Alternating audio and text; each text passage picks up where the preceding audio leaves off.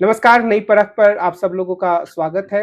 राष्ट्रीय मुद्दा कार्यक्रम जो पिछले कुछ समय से दैनिक रूप से हम नहीं कर पा रहे थे, वो आज फिर से शुरू करने का हमारा प्रयास है और हमें उम्मीद है कि आगे हम इसको नियमित रूप से कर पाएँगे। तो उसमें हम बातचीत करेंगे देश की राजनीति के बारे में, राजनीतिक हालात के बारे में।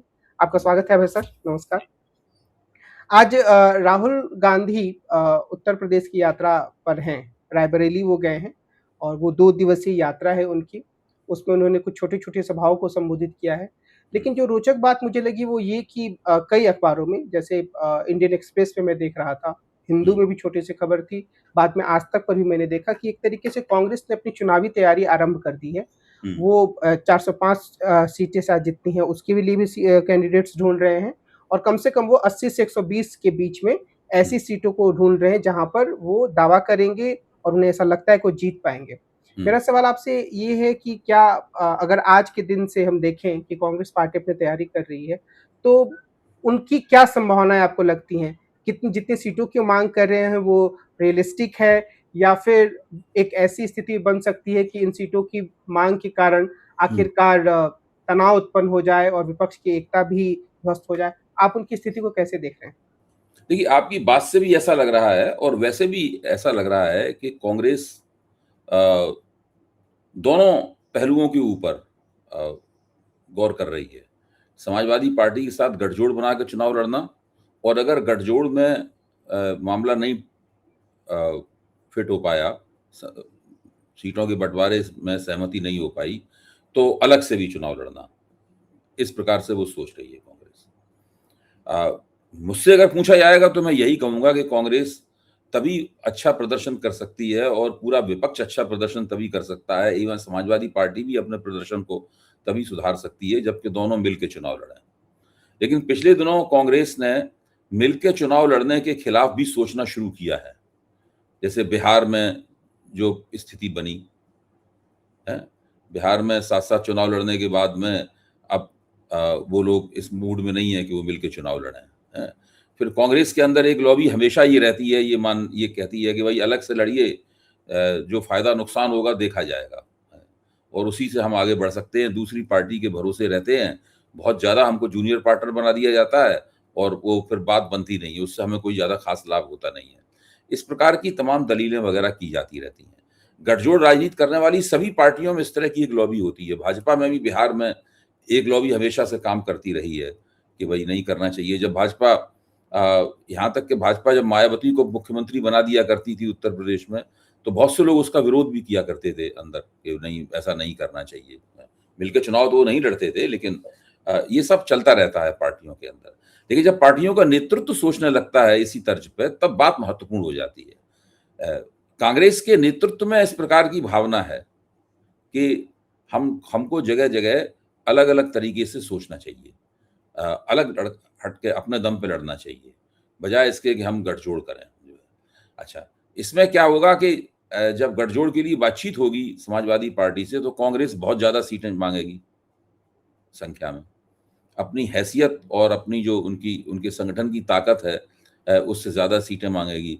वो इस प्रकार का कोई फ़ॉर्मूला रखेगी कि देखिए, लोकसभा में हमने 6 सीटें जीती थीं और बाकी कितनी सीटें ऐसी थीं जहाँ पे हमारे उम्मीदवारों को अच्छे वोट मिले थे, उन सबको जोड़-जाड़ के एक तख़मीना लगा के समाजवादी पार्टी के सामने पेश करेगी। तो फिर दोनों के बीच में लेन-देन की बातचीत होगी। मैं अभी भी मानता हूँ कि समाजवादी पार्टी के लिए और कांग्रेस दोनों के लिए सबसे अच्छा यही होगा कि दोनों आपस में सीटों का एक तालमेल कर लें और उत्तर प्रदेश में भाजपा को कैसे हराया जाए, इसके ऊपर ज़्यादा फ़ोकस करें। क्योंकि इस समय देश में विपक्ष का अस्तित्व दाँव पे लगा हुआ है। ये बहुत ख़ास तरह की परिस्थिति है। भारतीय जनता पार्टी का प्रोजेक्ट विपक्ष मुक्त लोकतंत्र बनाना है और वो लगातार इसी के ऊपर काम कर रही है। जो एसआईआर है, एसआईआर विपक्षी वोटों को कैसे तितर-बितर किया जाए और बाद में जब परिसीमन का जो भी प्रोजेक्ट इसके साथ जुड़ा हुआ है, वो जब हो जाएगा तो बिल्कुल वो इस अंदाज में सारा काम करेंगे कि विपक्ष और ज़्यादा पहले से भी अधिक निष्प्रभावी हो जाए।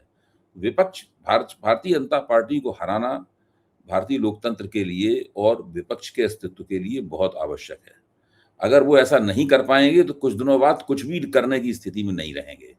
ये स्थिति है। जैसे ममता बनर्जी की जो हार हुई उनकी पार्टी की पश्चिम बंगाल में, तो उसके बाद तमाम तरह के विश्लेषण भी आए, कांग्रेस के भीतर के लोग भी ये मानने लगे कि अब जो क्षेत्रीय दलों का प्रभाव है वो काफ़ी कम हो गया है और कांग्रेस ही एक प्रमुख शक्ति बची है विपक्ष में।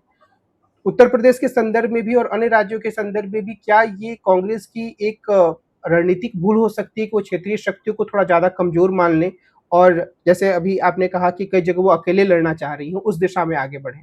तो ये एक समझ के स्तर पर अगर हम पूरे हिंदुस्तान को देखें तो ये एक सही समझ बन रही है कि कांग्रेस अब मुख्य विपक्षी शक्ति है, क्षेत्रीय दलों का प्रभाव कम हो रहा है या 1-2 चुनाव के निर्णय से हमें ये फैसला नहीं करना चाहिए? देखिए, कुछ बड़ी क्षेत्रीय शक्तियाँ चुनाव हार गई हैं, उनके हाथ से सत्ता चली गई है।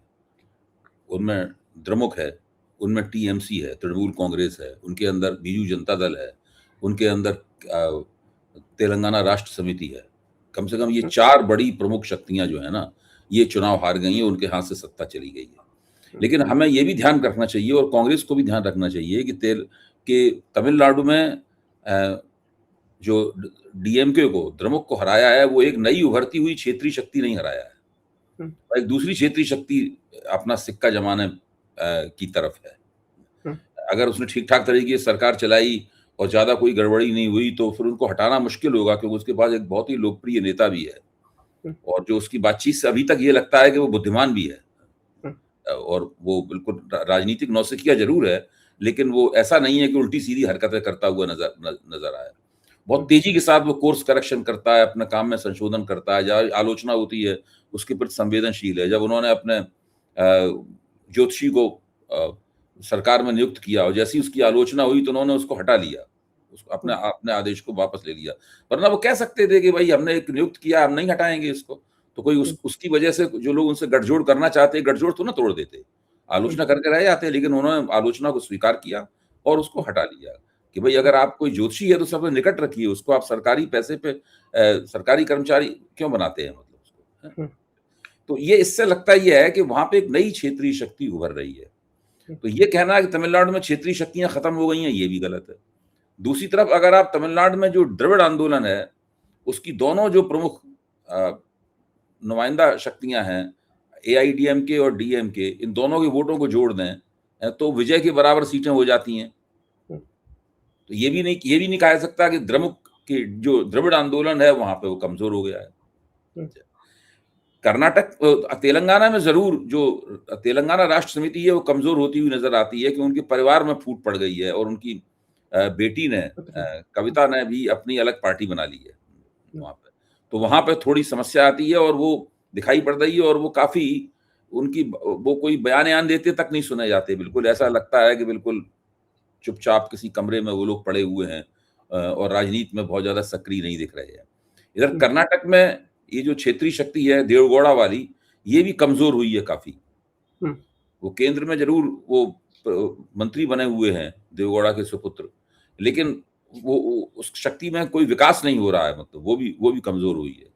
इधर क्षेत्रीय शक्तियों में अगर देखा जाए या 1 या 2 प्रदेशों की शक्तियों में देखा जाए तो आम आदमी पार्टी भी पहले के मुकाबले कुछ कमज़ोर हुई है। तृणमूल कांग्रेस के सामने चुनौती है कि वो अपनी जो भविष्य में कमज़ोरी हो सकती है उसको वो रोक पाएँगे या नहीं रोक पाएँगे। तो अभी कोई फैसला लेने से पहले बीजू जनता दल ज़रूर उभरने की कोशिश कर रहा है उड़ीसा में, ऐसी बात नहीं। वो चुपचाप हैं लेकिन जहाँ तक जानकारी मुझे मिली है वो सक्रिय हैं और वो राजनीति में दोबारा अपना दबदबा कायम करने के फेर में हैं। तो कांग्रेस को ये देखना पड़ेगा कि अभी बहुत जल्दी क्षेत्रीय शक्तियों के बारे में कोई फैसला न दे। वरना कांग्रेस को फिर मुँह की खानी पड़ सकती है, शर्मिंदगी उठानी पड़ सकती है। दूसरे समाजवादी पार्टी का पिछले विधानसभा चुनाव में भी वो चुनाव नहीं जीत पाए, लेकिन प्रदर्शन समाजवादी पार्टी का बहुत अच्छा था। बहुत अच्छा वोट मिला था। 100 से ज़्यादा उनको सीटें प्राप्त हुई थी समाजवादी पार्टी को, बहुत अच्छा वोट प्राप्त हुआ था। मुलायम सिंह जी को भी शायद इतने प्रतिशत के वोट तब नहीं मिलते थे, जो समाजवादी अखिलेश के नेतृत्व में मिले। तो उसमें माना गया था कि अगर कांग्रेस को उन्होंने इतनी ज़्यादा सीटें न दी होती जितनी दी थी, तो शायद वो ज़्यादा अच्छा प्रदर्शन करते। तो लोकसभा चुनाव में तो उन्होंने कांग्रेस से मिलके बीजेपी को हरा ही दिया वहाँ पे। तो पिछले यानी ये वाला चुनाव था 2022 का चुनाव और उसके बाद में 2024 का चुनाव, इन दोनों चुनावों से समाजवादी पार्टी उठान की तरफ है उत्तर प्रदेश में। उसका हौसला बढ़ा हुआ है और वो जो राजनीति कर रही है वो एक नज़र में देखने पे लगता है कि बुद्धिमानी की राजनीति कर रही है। थोड़ा राष्ट्रीय जनता दल के ताज़िए ठंडे पड़े हुए हैं बिहार में। आप भी इस बात को मानेंगे कि अब वो राष्ट्रीय जनता दल पहले ऐसी ताकत नहीं दिखाई पड़ती है, क्योंकि उसके जो नेता हैं नए तेजस्वी यादव, जिनकी इस चुनाव से पहले के विधानसभा चुनाव में धूम हुई थी, जब वो चुनाव जीतते-जीतते बचे थे, उन्होंने वो जो चमक जो थी वो काफ़ी खो दी है। और सुनते ये हैं कि वो बहुत सक्रिय भी नहीं है, वो लोगों से, कार्यकर्ताओं से ज़्यादा ठीक से मिलते भी नहीं हैं, और कुछ दूसरे ही किस्म का उनका नेतृत्व करने का तरीका वो नहीं है जो उनके पिताजी का था। तो उस तरह की तमाम समस्याओं के शिकार हैं। तो अलग-अलग क्षेत्रीय दलों का प्रदर्शन अलग तरह का है। उन्हें किसी एक तराजू में नहीं तौला जा सकता। ये बात कांग्रेस को समझनी चाहिए। अगर वो सारे क्षेत्रीय दलों को एक तराजू में तौले गए और कहेंगे कि वो अब क्षेत्रीय दल नहीं रहे, अब अकेले हम ही हैं, लोहा लेंगे, तो ये बात लोकसभा के चुनाव में एक हद तक कुछ सही भी हो सकती है, क्योंकि लोकसभा में कांग्रेस की अहमियत ज्यादा बढ़ जाती है। लेकिन विधानसभाओं के चुनाव में कांग्रेस इस प्रकार का दावा करेगी तो बहुत बुरी तरह मुंह की खाएगी। इसीलिए उत्तर प्रदेश में अगर विधानसभा चुनाव में उन्होंने अलग से राग अलापना शुरू किया कांग्रेस को, तो उससे कांग्रेस को बहुत नुकसान होगा। ये मेरी राय है, हो सकता है मेरी राय गलत साबित हो। आज मैं एक खबर देख रहा था कि अखिलेश यादव ने कुछ लाठीचार्ज हुआ उत्तर प्रदेश में, तो उसमें एक सज्जन थी जिनके हाथ में रामचरितमानस था, तो उन पर भी लाठीचार्ज हुआ। तो अखिलेश यादव ने अपने एक्स के हैंडल पर ये मैसेज लिखा कि एक सांस्कृतिक सामाजिक संविधान के रूप में रामचरितमानस है और उसको लेकर जो व्यक्ति आगे बढ़ रहा है उस पर जो लाठीचार्ज किया गया है वो बहुत ही बुरा है, इत्यादि इत्यादि। और भी पहले वो कई तरह के काम ऐसे करते हुए दिखते हैं जिससे लगता है कि जिसे कई लोग राजनीति में सॉफ्ट हिंदुत्व कहते हैं, उस तरफ वो आगे बढ़ रहे हैं। क्या उनकी ये रणनीति भारतीय जनता पार्टी को या फिर योगी आदित्यनाथ को कोई चुनौती दे सकती है, या फिर बेहतर होता कि वो इसे छोड़कर अपनी पीडीए की राजनीति को और मजबूती देने का प्रयास वो नहीं दे सकती। इसलिए देखिए, आपको याद होगा और अखिलेश जी को भी याद होगा कि उनके पिता मुलायम सिंह जी, जो बहुत मैं उनका सम्मान करता हूँ, वो बड़े कुशल नेता थे और बहुत उन्होंने अच्छे काम भी किए राजनीति में एक ज़माने में, जिसमें उत्तर प्रदेश में हिंदी को राजकाज की भाषा बनाना है, इसकी मैं हमेशा प्रशंसा करता हूँ। मैंने इसके पक्ष में काफ़ी लिखा भी है। और उन्होंने पहले बार जो बाबरी मस्जिद पर कार सेवकों ने आक्रमण किया था, तो मुख्यमंत्री थे, उनकी सरकार ने बाबरी मस्जिद की बहुत बहादुरी से रक्षा की थी। उन्होंने संविधान की रक्षा की थी और सीआरपीएफ से गोली चलवाकर उन्होंने कार सेवकों को मस्जिद तोड़ने की इजाजत नहीं थी, वरना उसी वक्त मस्जिद टूट जाती। क्यों? कार सेवक गुंबद पर चढ़ गए थे और कुदाल मार भी दी थी उन्होंने गुंबद के ऊपर, उसी वक्त टूट जाती। तो उन्होंने बहुत, मैं उस पूरे प्रकरण का जो है बहुत बड़ा प्रशंसक हूँ मुलायम सिंह यादव के। मेरा कहना यह है कि मुलायम सिंह यादव ने भी उस वक्त कोशिश की थी, वो अपने आप को हनुमान का भक्त बताते थे और कहते थे कि भाई आप क्या भक्त हैं, हम तो आपसे भी ज्यादा हैं, धर्मपरायण हैं, वगैरह वगैरह, ये सब क्या कहते थे। देखिए, ये सब भारतीय जनता पार्टी के सामने नहीं चलता है। राहुल गांधी जब तक अपने आप को ब्राह्मण बताते रहे और अपना जनेऊ दिखाते रहे, अपना गोत्र बताते रहे, तब तक कोई खास कामयाबी नहीं मिली उनको। जब वो जनता के बीच में उतरे और उन्होंने कुछ जनसंपर्क अभियान चलाया भारत जोड़ो यात्रा के तौर पर, उन्हें कामयाबी मिलने की शुरुआत तब से हुई। फिर भाजपा की कतारों में फूट पड़ गई, राष्ट्रीय स्वयंसेवक संघ से भाजपा का थोड़ा सा अनबन हो गई, इसकी वजह से उनकी और कामयाबी आगे बढ़ी। भाजपा ने कुछ मसलों पे गलती की, जब उन्होंने संविधान बदल देंगे वाला नारा लगाया और संविधान की किताब लेके घूमे, तो भाजपा उस मसले का ठीक से मुकाबला नहीं कर पाई। भाजपा के हलकों में उसमें भ्रम फैल गया और खुद नरेंद्र मोदी के भाषण ही बताते हैं कि भाजपा इन सब बातों को लेकर कितनी भ्रमित थी, उसकी समझ में नहीं आ रहा था क्या करें। जिस तरह के नरेंद्र मोदी ने भाषण दिए, वो सब बहुत ही हास्यास्पद और अजीबोगरीब किस्म के भाषण थे। इसकी वजह से भाजपा को बहुत नुकसान हुआ, काफी नुकसान हुआ भाजपा को। और भाजपा, मैं ये मानता हूं कि थोड़ा सा अगर उसने कहीं कुछ प्रबंधन न किया होता तो हो सकता है इसी चुनाव में वो हार जाती और उस गठजोड़ सरकार भी नहीं बना पाती। ऐसी स्थिति में बीजेपी आ गई थी। तो मैं कहना ये चाहता हूं कि लेकिन भारतीय जनता पार्टी को अगर आप हिंदुत्व के मैदान पे, हिंदुत्व की पिच पे अगर आप उसको चुनौती देंगे तो आप कामयाब नहीं होंगे। उसकी वजह यह है कि वो हिंदुत्व की जो राजनीति है हिंदू प्रतीकों की जो राजनीति है, उसकी ठेकेदारी भारतीय जनता पार्टी ने मजबूती से अपनी शिकंजे में कर रखी है। हुँ। उसका लाभ आपको नहीं होगा। इसलिए बेहतर है कि आपके पास पीडीए की राजनीति है, उसको एक बार ठीक से आजमाइए।